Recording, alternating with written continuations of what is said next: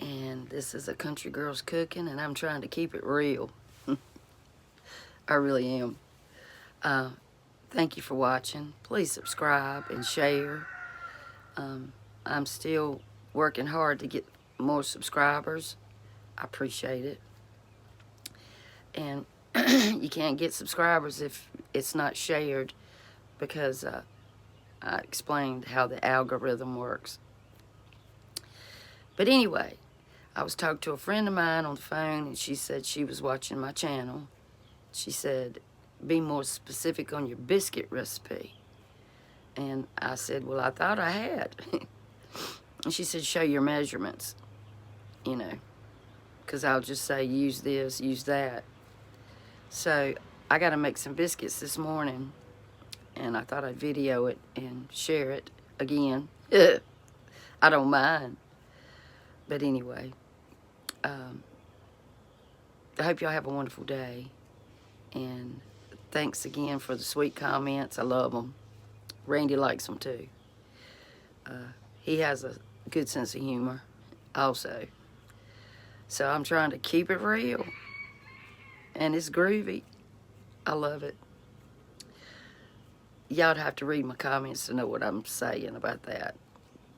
But anyway, I'm going to go in here in the kitchen and start some biscuits. And I hope you watch. And that rooster, they just crack me up. Alrighty. See you in the kitchen. Okay, here we go. Let me get me a big spoon.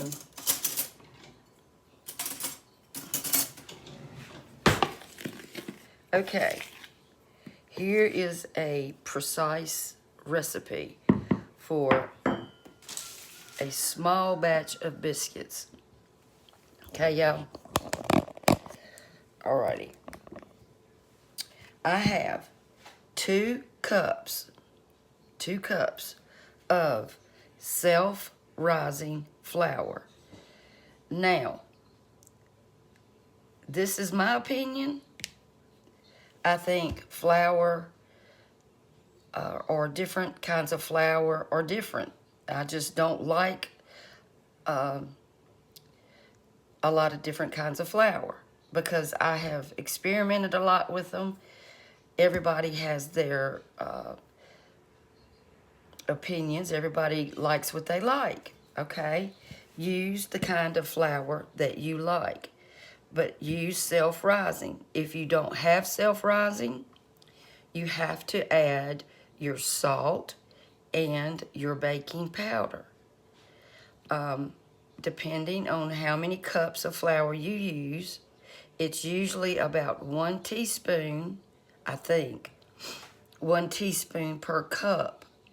You could Google that. I'm not 100% sure. That's what I've always used. The more baking powder you use, now you can use too much, but that's what helps make your biscuits rise. That is a leavening agent, and I think that it's like baking soda and or sodium bicarbonate, and I think it has some cornstarch in it, I think. I'm not 100% sure on that either, but you could Google that. I think that's right. I use, and I love this flour, and it's not expensive. I like White Lily, don't get me wrong, but I love this flour right here. I like the feel of it. It's not thick, it's real, it's kind of grainy, but it makes the best biscuits. Y'all, I'm telling you, I wouldn't tell you no story. I love this flour. I've tried some of the best flour there is, and I just think that this makes a better biscuit. That's my opinion, okay? So you choose what kind of flour you want. I used to use all-purpose when making biscuits, but it's so much easier to use self-rising. All right, 2 cups. And then I added a 1/2 teaspoon of sugar, granulated sugar. Reason being, it helps brown your biscuits. Okay? And that's the truth. All right, I have a 1/4 cup of Crisco. That's what I use. This is what I use. Every biscuit recipe is different. You could use butter if you don't have Crisco, okay? All right. You want to mix that Crisco up.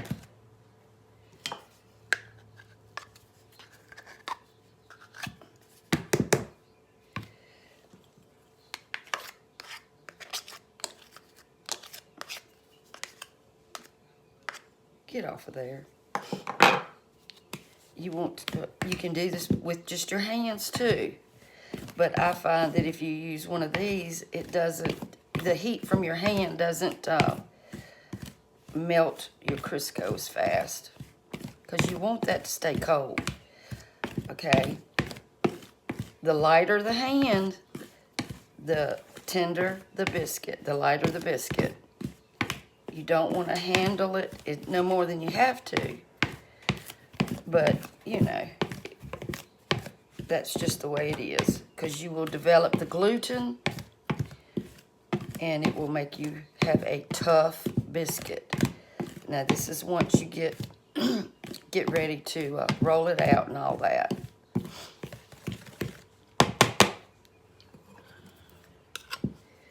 Make sure you get all your Crisco in there.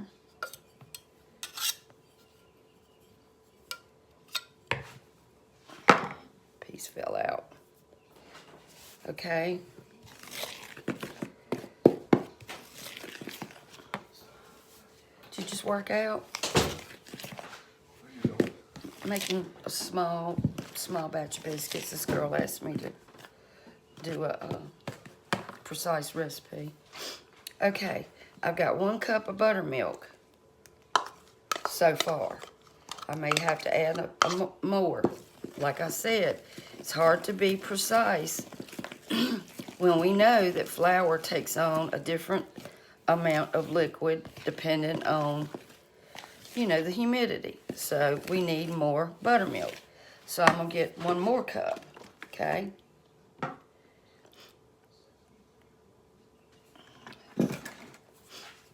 And I'm just going to do a half to start off with, just to see.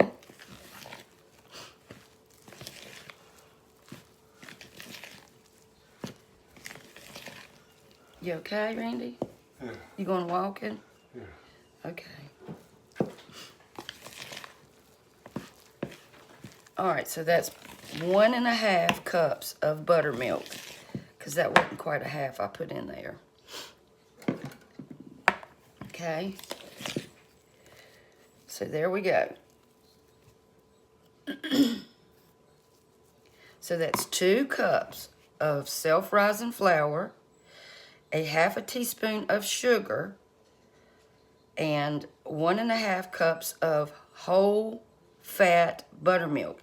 If you don't have buttermilk, get 1.5 cups of milk, regular milk, and add about a tablespoonful of vinegar and stir it up and let it sit for about 5 minutes. And it does the exact same thing, and it tastes just like that. Okay? Now you want some bench flour. Preheat your oven to, goodness gracious, this thing's gonna fall over. Preheat your oven to 500 degrees. That sounds very high, but let me tell you why. And I've said this before.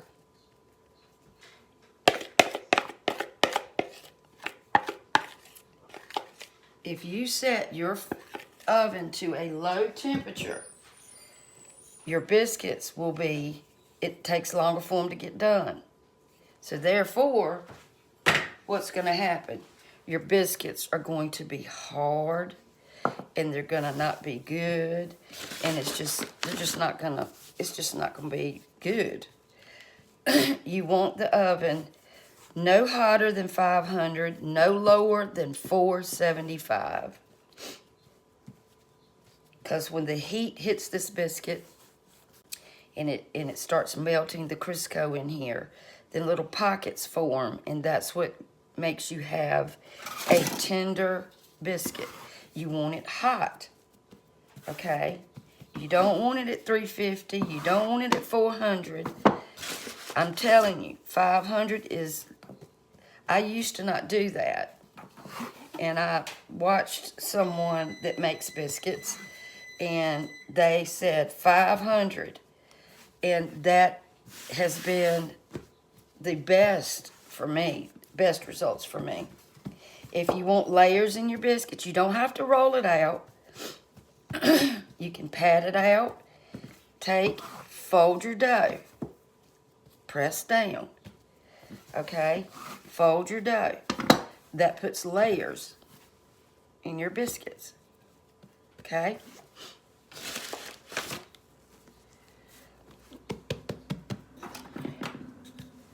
Start from the middle and roll out. Okay? I'm sorry I say okay all the time, y'all.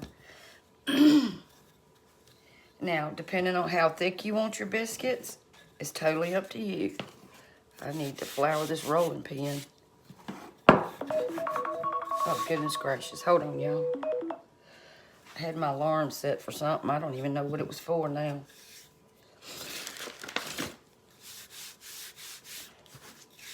Okay.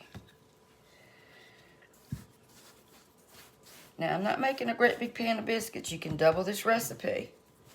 But like I said, don't count on the buttermilk being precise all the time, because humidity of the flour, just all kinds of things play a role in how much flour it's going to take.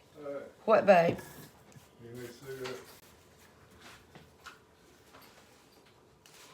Hold on, y'all. Okay, here we go. All right, and this broke, see? So I just have to be careful. Don't twist. If you twist, then you're gonna mess up your layer situation. It seals it. If you don't want a layer, then you can twist. Just go straight up and down.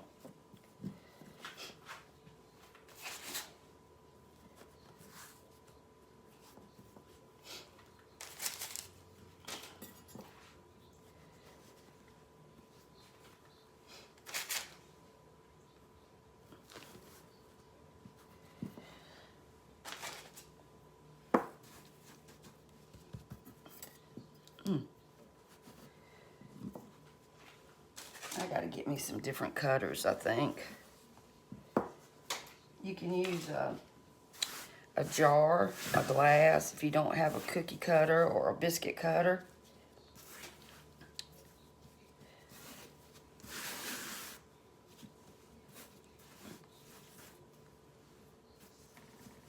Sounds like my oven's making a noise. I hope that ain't fixing to go.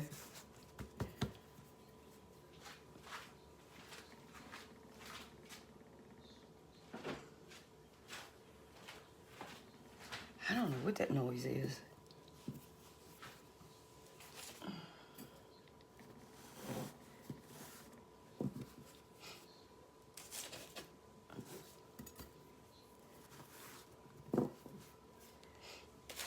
You want to put this on parchment paper. You don't have to spray the parchment paper.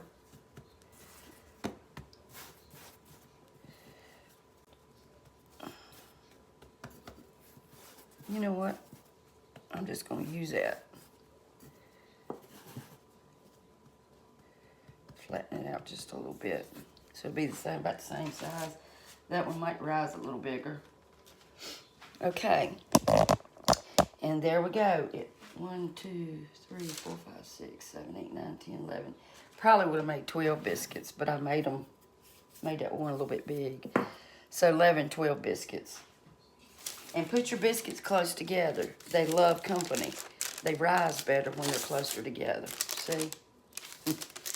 I normally let them chill in the refrigerator for 10-15 minutes, but I'm gonna go ahead and stick them in the oven now.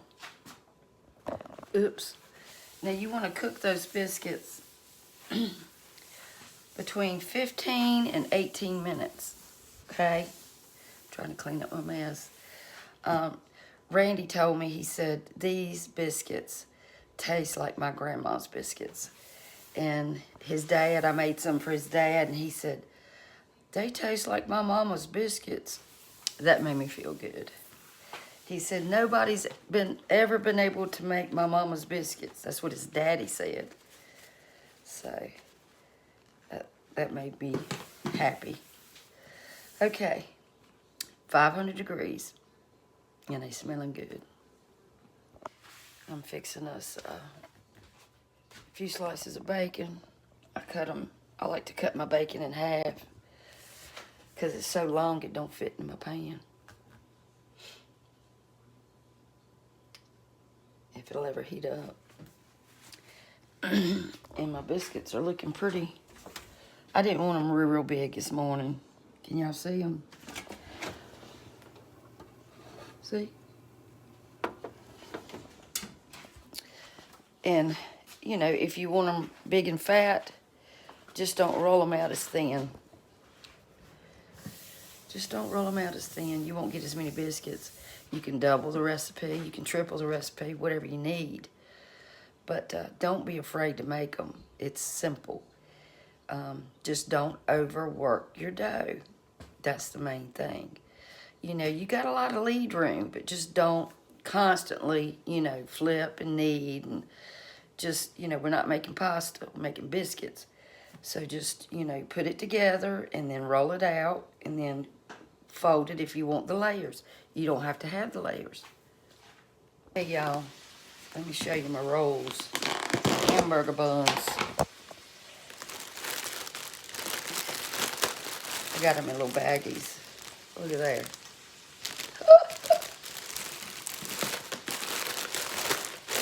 They're gonna be so good. Look at here.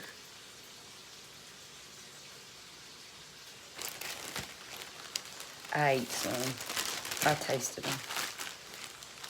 Lovely.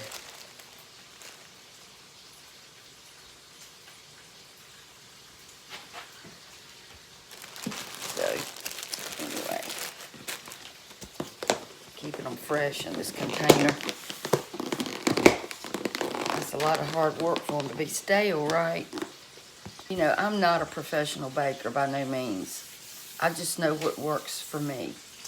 And that's all I'm trying to do is share that with you. My knowledge of what works good for me, I want to share it with you. So no, I'm not a professional baker. Those biscuits are fixing to come out of the oven, so they were in there 15 minutes exactly. Now sometimes I make my biscuits huge. This morning, we didn't want a great big fat biscuit. So here we go. Look at there, y'all. See the layers in that biscuit? Because I didn't twist. Look at there. So, there you go.